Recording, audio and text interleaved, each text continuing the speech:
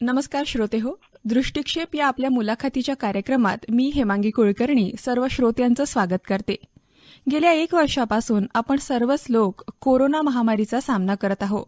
असं करत असतानाच सर्वच क्षेत्र प्रभावित झालेले आपल्याला दिसून येतात. त्यापैकी एक महत्त्वपूर्ण क्षेत्र आहे ते शिक्षणाचं. त्यामुळे अशात आपण आज जाणून घेणार आहोत की डिस्टन्स एज्युकेशनमधील महामारीच्या काळात काय अडचणी आल्या असू शकतात आणि त्याबद्दलच चर्चा करण्यासाठी आपण आमंत्रित केलेलं आहे इंदिरा गांधी राष्ट्रीय खुले विद्यापीठ अर्थात इग्नूच्या नागपूर केंद्राचे जे प्रादेशिक संचालक आहे डॉक्टर पी शिवस्वरूप यांना. नमस्ते सर. नमस्कार. कोरोना महामारी के दौरान हर ही क्षेत्र में काफी चैलेंजेस आए हैं, काफी कठिनाइयां आई है.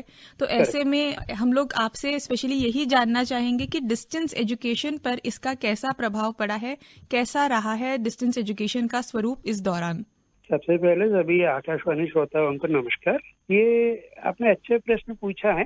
ये कोरोना महामारी के क्या इफेक्ट हुआ है दूरस्थ शिक्षा में.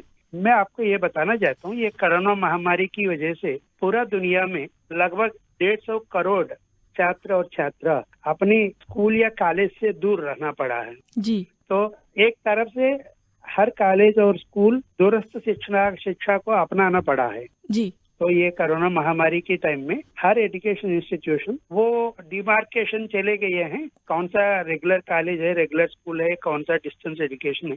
जी. सभी लोग डिस्टेंस एजुकेशन की तरफ ही अपने चांस लेना पड़ा है. ये कंडीशन में कोई टीचर आमने सामने बैठ के पढ़ाने की मौका नहीं मिला है. इसलिए हर कॉलेज डिस्टेंस एजुकेशन को अपनाया और अलग अलग तरीके अपनाए.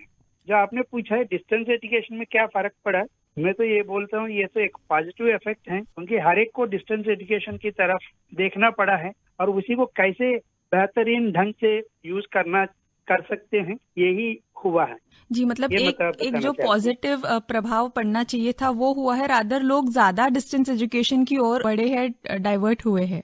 हाँ जी सर. पर अदरवाइज जो हम लोग डिस्टेंस एजुकेशन में जो हम लोगों का पहले से शुरू था, जैसे पहले का एक फॉर्मेट था, वही रहा है हमारा इस दौरान भी. हाँ, ये और एक नया कॉन्सेप्ट है. जैसा मैं बता दूं, ये डिस्टेंस एजुकेशन का ये प्रिंसिपल है. जो बुक्स हैं स्वाध्यायी पाठ्य सामग्री बनाते हैं, जो भी इंडिया की बेस्ट एक्सपर्ट्स है वो बैठ के इग्नू में स्पेशली वो हम प्रिंट करके स्टूडेंट्स को भेज देते हैं. स्टूडेंट्स कहीं भी रहे, नागपुर में रहे, मुंबई में रहे, पुणे में रहे या बुल्ढाना, अमरावती, वर्धा, भंडारा, गोंदिया, कहीं भी रहे जी, वो हम बाई पोस्ट बुक्स भेजते थे अध्यायी पद्धति में.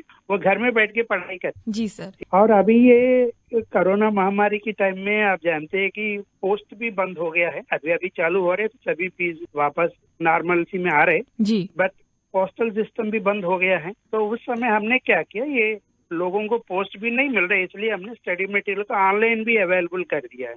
डिजिटल स्टडी मटेरियल को भी दे दिया हमने जी. तो लोग इंटरनेट से जहाँ रहे वहीं से जब भी इंटरनेट मिलता है तब वो मटेरियल भी डाउनलोड करके पढ़ सकते. ये भी हमने करा दिया. सर, हाल ही में आपको जो अवार्ड मिला है ये बेस्ट डिजिटल इम्प्लीमेंटेशन के लिए ही मिला है, जैसा हम लोगों ने पढ़ा है आजकल में ही, तो उसके बारे में भी बताइएगा सर. ये दिल्ली में हुआ है. न्यू कोड ऑफ एजुकेशन 2021 का है. अवार्ड दिया है दिल्ली में. ये लोग ऑल इंडिया में नॉमिनेशंस बुलाया, उसी में हम नागपुर रीजनल सेंटर को इग्नू का ऑल इंडिया में फर्स्ट प्राइज मिला है. सेकंड प्राइज तो कोई गौहती से उनको मिला है जी. और ये दिल्ली का डिप्टी चीफ मिनिस्टर है, उन्होंने अवार्ड दिया है. हम नहीं जा पाए क्योंकि नागपुर कोरोना इसमें लॉकडाउन में था, इसलिए. अदरवाइज ये एक रिकॉग्निशन है जी. ये बहुत ही अच्छा और बड़ा रिकॉग्निशन है नागपुर सेंटर के लिए. बहुत बहुत धन्यवाद जी सर। और एक चीज आपसे इसी संदर्भ में या इसी पहले जो हमने प्रश्न किया उसी से जुड़ा दूसरा प्रश्न मेरा ऐसा था कि डिस्टेंस एजुकेशन और ऑनलाइन एजुकेशन इस तरफ या इसकी ओर देखने का लोगों का जो दृष्टिकोण है जो अभी बदल रहा है क्योंकि सबको वो अपनाना पड़ा है, तो इसकी जो भूमिका है या फिर इसका जो भविष्य हम लोग कह सकते हैं उसकी ओर आप कैसे देखते हैं? ये भविष्य भी इसमें है ना, ऐसा है, ये इंग्लिश में एक कहावत है, necessity is the mother of invention. जब जरूरत हो जाते हैं अपने आप में हम खोजते रहते हैं। जैसे ये फेसबुक है, यूट्यूब है और ये सभी चीज, ट्विटर है, इंटरनेट, ये सभी पहले भी था, जी बट हमने यूज नहीं कर पाए, इतना इफेक्टिवली यूज नहीं कर पाया, है ना। अभी तो जरूरत हो गया तो सभी चीज अडाप्ट इसी कर के लिया। साथ साथ अडाप्ट हो गया है जी और अपना के आगे बढ़ना है। आपने बहुत अच्छा प्रश्न पूछा है, डिस्टेंस एजुकेशन और ओपन लर्निंग में क्या इम्प्रूवमेंट आ सकता है। जी पहले तो टीचर्स स्टूडेंट्स आते थे हमारा भी स्टडी सेंटर में, आके क्लासेस सुनते थे। मैं तो बताता हूँ जितने भी टेक्नोलॉजी आए, जो बहुत अच्छा कमिटेड और सिंसियर टीचर का कोई सब्स्टिट्यूशन नहीं है ना, उसका पर्याय नहीं है। बट सही है। जब आज की कंडीशन में कोई भी खुद नहीं जा पा रहे कॉलेज या स्कूल में, इसलिए वही टीचर को हम ऑनलाइन लेके आ गया है। बिल्कुल सर, और ऐसी सिचुएशन में जब हम बता नहीं सकते कि ये और कितना देर चलेगा या फिर इसका मतलब स्पैन कितना होगा, लाइफ स्पैन। हाँ वो तो है, जी वो दिक्कत तो है, ये कब खत्म होगा। अभी ये ऑनलाइन क्लासेस में जैसे अभी हमारा स्टूडेंट्स को ही मैं बता दूं, पहले हमारा स्टूडेंट जो नागपुर में ही क्लास अटेंड करते थे स्टडी सेंटर में जाके, जो भी नागपुर यूनिवर्सिटी होगा, इंस्टीट्यूट ऑफ साइंस होगा या मॉरिस कॉलेज है, कहीं भी जाके। बट अभी तो वही स्टूडेंट्स ये कोरोना की वजह से, क्योंकि जो हमारा दिल्ली में बैठ के बात करने वाला टीचर भी इंटरनेट पे आ जाएगा तो कहीं से भी बैठ के देख सकते हैं। जी जी, आज तो चंडीगढ़ दुनिया के में किसी भी टीचर कोने है या से भी आप कनेक्ट हो सकते हैं। जी सर। हाँ, मद्रास में कोई भी टीचर क्लास ले रहे साइकोलॉजी का, हमारा नागपुर स्टूडेंट या गोंदिया स्टूडेंट या गढ़चिरौली स्टूडेंट वही बैठ के, तो वो नागपुर टीचर का भी लेक्चर सुन रहे हैं और दिल्ली का भी सुन रहे हैं और चेन्नई का भी सुन रहे तो उनको बेनिफिट ही हो रहा है। हैं। ये डिजिटल में बेनिफिट हो रहे हैं। जी और इसमें एक और काशन भी है, जी कुछ लोग बोलते हैं सर इंटरनेट कहाँ मिलता है हर एक के लिए। इसके लिए भी इग्नो ने कुछ अल्टरनेटिव ढूंढा है। जैसा अभी एक ज्ञानवाणी रेडियो स्टेशन है हमारा, जैसे अभी आकाशवाणी है जी। इसके लिए तो ज्यादा इंटरनेट की जरूरत नहीं है, कहीं भी पिकअप कर लेगा। जैसे नागपुर में हमारा ज्ञानवाणी रेडियो स्टेशन है ना, उससे भी हम लेसन देते रहे। और वैसे इग्नो के लिए एक ज्ञान दर्शन टीवी चैनल है, वो ऑल ओवर इंडिया में फ्री है, दूरदर्शन के साथ वो भी हर टीवी सेट में आ जाते हैं। तो इसमें हमने एक और सुविधा भी दिया है कि दिल्ली में बैठ के हमारा फैकल्टी पढ़ाते रहते हैं। और कभी कभी जब हम जानते हैं कि क्लासरूम मतलब स्टूडेंट टीचर पढ़ाना है, स्टूडेंट को डाउट आते हैं, ऐसा नहीं है कि किसी भी स्टूडेंट को क्रिस्टल क्लियर समझ में आ जाता है, ऐसा नहीं है जी। स्टूडेंट्स को डाउट्स आते हैं, तो पूछने की व्यवस्था भी होना चाहिए। हम यदि फॉर एग्जांपल हमारा कोई स्टूडेंट रूरल का है, वो घर में बैठते हैं, उनको दिन में एसटीडी फोन करके दिल्ली में पूछने के लिए बहुत पैसा लग जाते हैं। इसलिए हमने एक टोल फ्री नंबर भी दे दे, टीवी पे वो नंबर भी हम डिस्प्ले करते रहते हैं। कोई भी अपने घर में बैठ के लेसन सुनते रहते हैं, फॉर एग्जाम्पल इंडियन हिस्ट्री का लेक्चर दिल्ली यूनिवर्सिटी वाला दिल्ली हमारा स्टूडियो में बैठ के पढ़ाते रहते हैं। और ये गढ़चिरौली में या नागपुर में बैठ के, गाँव में बैठ के वो फोन घुमा सकते। वो टोल फ्री नंबर है, इनके लिए कुछ पैसा नहीं लगेगा, डायरेक्ट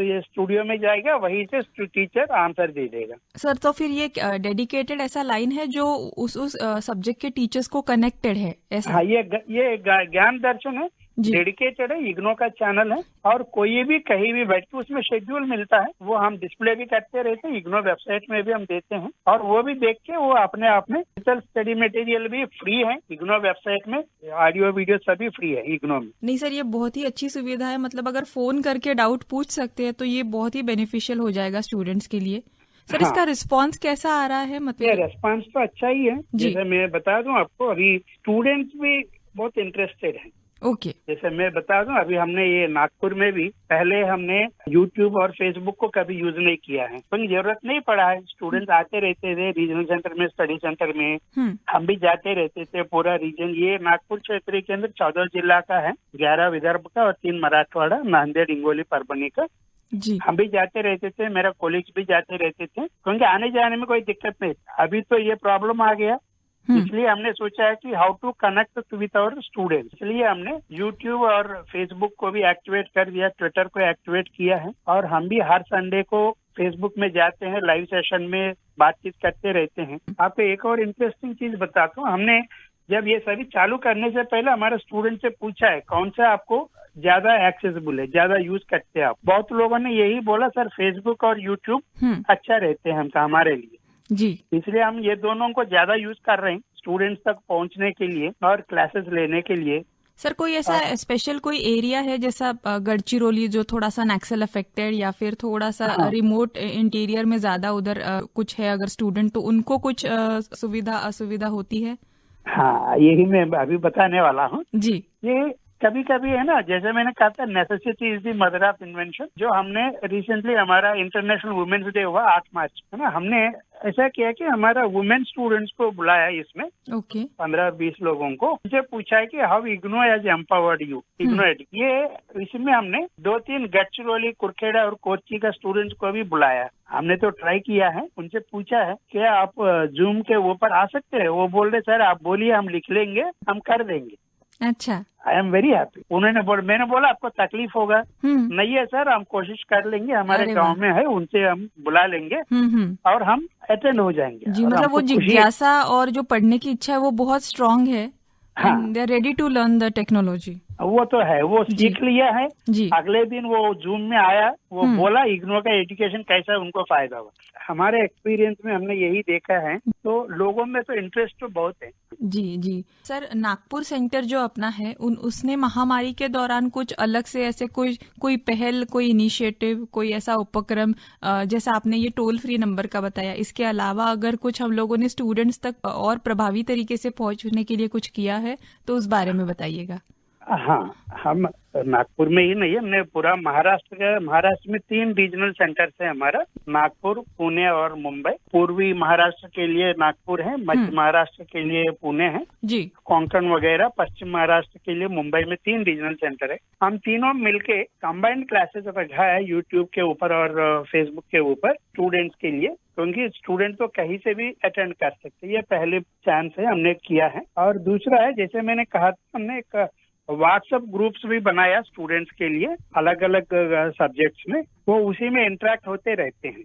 और ये ऑनलाइन क्लासेस में भी हमने ये पूरी महामारी में टाइम में लगभग 500 का ऑनलाइन क्लासेस लगाया हमने, और अटेंडेंस भी अच्छा रहा है। अभी हमने ये भी सुविधा दिया कि असाइनमेंट्स होते हैं इग्नो में, वो असाइनमेंट्स देने का भी हमने ऑनलाइन ही जमा करने के लिए प्रोविजन दिया हमने। वो कहीं स्टडी सेंटर आने की जरूरत नहीं पड़ा है, स्कैन करके ऑनलाइन जमा कर रही है, ये भी हमने सुविधा दिया है स्टूडेंट्स के लिए जी। और अभी एग्जाम फॉर्म, एडमिशन सभी हमने ऑनलाइन कर दिया है जी जी, कहीं उनको बाहर घर छोड़ के बाहर आने की जरूरत नहीं है, ये सुविधा हमने दिया। हमारा स्टडी सेंटर्स हैं रीजन में, लगभग 23 स्टडी सेंटर्स हैं, वो भी अपने स्टूडेंट्स को मदद करते रहते हैं जी, उनको कांटेक्ट में रहने के लिए। जी सर, इसके अलावा अभी हमारे सेंटर द्वारा या फिर जो महाराष्ट्र में सेंटर्स है उसमें एडमिशन और नए जो कोर्सेस हमने अगर कुछ इनकॉर्पोरेट किए हैं तो उसके बारे में बताइएगा सर। हाँ, इग्नो में हर साल 2 बार एडमिशन होते हैं, जनवरी और जुलाई सेशन के लिए। अभी जनवरी सेशन के लिए डिग्री और पोस्ट ग्रेजुएशन डिग्री के लिए अभी एडमिशन्स चालू हैं। डिग्री प्रोग्राम में भी बहुत सारी प्रोग्राम्स है, बीए, बीकॉम, बीएससी, इसके अलावा बीबीए रिटेल प्रोग्राम भी हैं और BA vocational tourism management course भी हैं, बीएसडब्ल्यू भी है, ये भी वोकेशनल कोर्स हैं, और बीसीए कोर्स हैं। ये कोर्सेज बैचलर्स डिग्री में है। पोस्ट ग्रेजुएशन में भी बहुत सारी कोर्सेज हैं, एमसीए भी हैं, एमबीए हैं और एमए टूरिज्म स्टडीज हैं। बहुत सारी जॉब ओरिएंटेड कोर्सेज भी इग्नो में हैं जी। और एक सुविधा भी है कि इग्नो में SC/ST स्टूडेंट्स के लिए लगभग 84 प्रोग्राम्स में हम फ्री एजुकेशन देते हैं, उनको एंकरेज करने के लिए। ये बीए, बीकॉम, बीएससी के लिए भी उनको फ्री एजुकेशन है। जो भी 12वीं पास होने वाला है, तो जैसे आप जानते हैं इग्नो में ओपन यूनिवर्सिटी का मीनिंग है फ्लेक्सिबल एडमिशन देते हैं, लचीलापन हम दिलाते हैं। इसमें क्या है कि कोई भी 12वीं पास वाला किसी भी डिग्री में बीए, बीकॉम और बीएसडब्ल्यू वगैरह उसी में एडमिशन ले सकते हैं। और जैसे किसी भी ग्रेजुएट डिग्री पास हो गया और हाउसवाइफ भी पढ़ सकते हैं, रिटायर्ड आदमी भी पढ़ सकते हैं, वर्किंग एम्प्लॉय भी पढ़ सकते हैं, ऑटो चालक या ट्रक चालक भी हैं, वो सभी लोग पढ़ाई कर सकते हैं जी सर। और जैसे हम कोशिश करते हैं नागपुर रीजनल सेंटर के थ्रू रीचिंग द अनरीच्ड, जहाँ जिसके पास तक अभी एजुकेशन नहीं पहुंचा है वहाँ जाके हम कोशिश करते रहते हैं। ज्ञान गंगा के नाम से हम अवेयरनेस मीटिंग्स रखते हैं, वहाँ जाके उनको हम बताते रहते हैं आप घर में बैठ के जो भी काम कर रहे करते रहिए, फिर भी पढ़ाई भी कर सकते। कोर्सेस और बहुत सारी चीजें आपने बताई, और डिस्टेंस एजुकेशन कितना फ्लेक्सिबल और बेनिफिशियल हो सकता है इस बारे में भी आपने बहुत अच्छा मार्गदर्शन किया। थैंक यू सो मच, बहुत बहुत धन्यवाद सर। बहुत धन्यवाद, नमस्कार।